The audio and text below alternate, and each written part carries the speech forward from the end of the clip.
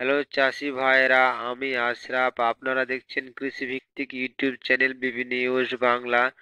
আজকে আমি আধুনিক পদ্ধতিতে টমেটো চাষের A to Z আলোচনা করব। টমেটো চাষ একটি লাভজনক কৃষি কার্যক্রম।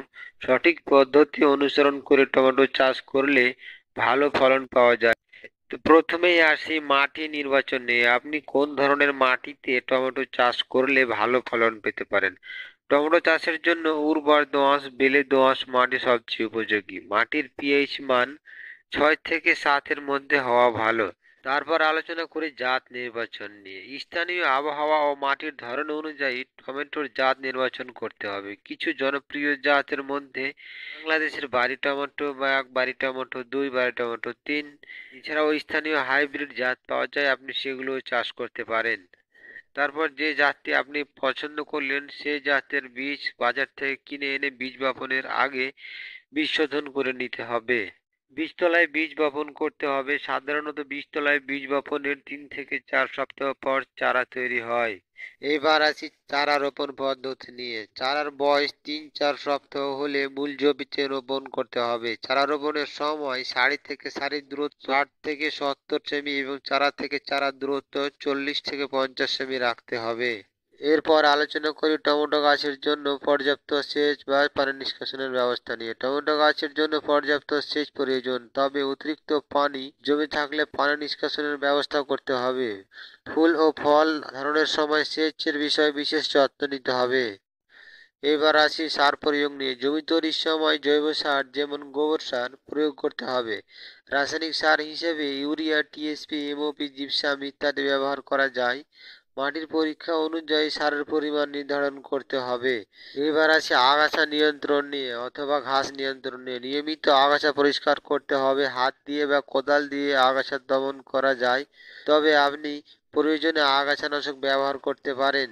এবার যখন আপনার গাছ বড় হতে শুরু হয়েছে, তখন আপনাকে রোগ ও পোকামাকড় দমন ব্যবস্থার সম্বন্ধে অনেক সচেতন হতে হবে। টমেটো চাষে বিভিন্ন রোগ ও পোকামাকড়ের আক্রমণ হতে পারে। এগুলোর সঠিক পরিচালনা ও দমন ব্যবস্থা জানা অবশ্যই প্রয়োজন। তো এখন আমরা টমেটো চাষে বিভিন্ন রোগ ও তার দমন ব্যবস্থা নিয়ে আলোচনা করব। তো প্রথমেই আসে লিড ব্লাইট নিয়ে। তো লিড ব্লাইটের লক্ষণগুলি হলো পাতায় ধূসর বা কালো দাগ, পাতার নিচে সাদা পাউডারের মতো ছত্রাক, ফলের দাগ দেখা যায়। এর দমন ব্যবস্থা হলো ছত্রাকনাশক যেমন ম্যানকোজেব বা রিডোমিল গোল্ড ব্যবহার করুন। আক্রান্ত গাছের অংশ সরিয়ে ফেলুন। সেচের সময় যাতে গাছের পাতায় পানি না লাগে সেটা নিশ্চিত করুন।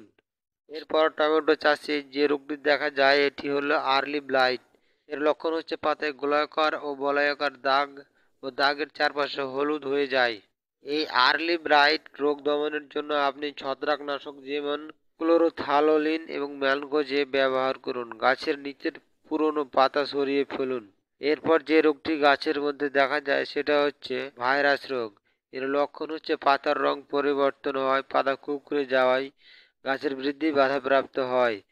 এর দমনের জন্য আপনি ভাইরাসবাহী পোকামাকড় যেমন সাদামাছি, এফিড নিয়ন্ত্রণ করুন।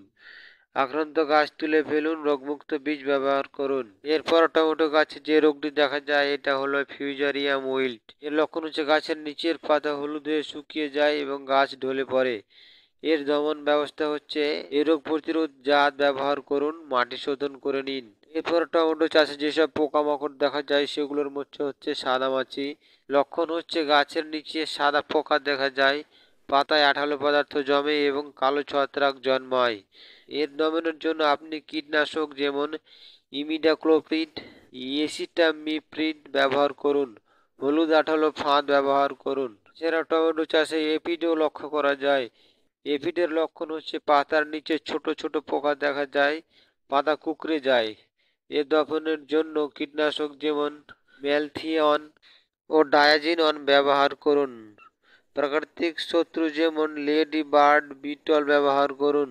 এরপর যে পোকামাকড়টি দেখা যায় সেটা হলো ফল ছিদ্রকারী পোকা। লক্ষণ হচ্ছে ফলের ছিদ্র দেখা যায়, ফল নষ্ট হয়ে যায়। এই দমনের জন্য কীটনাশক যেমন সাইপারমেথ্রিন বা কার্বারিল ব্যবহার করুন। ফরমেন ফাঁদ ব্যবহার করুন। এরপর টমেটো চাষে মাইটও দেখা যায়।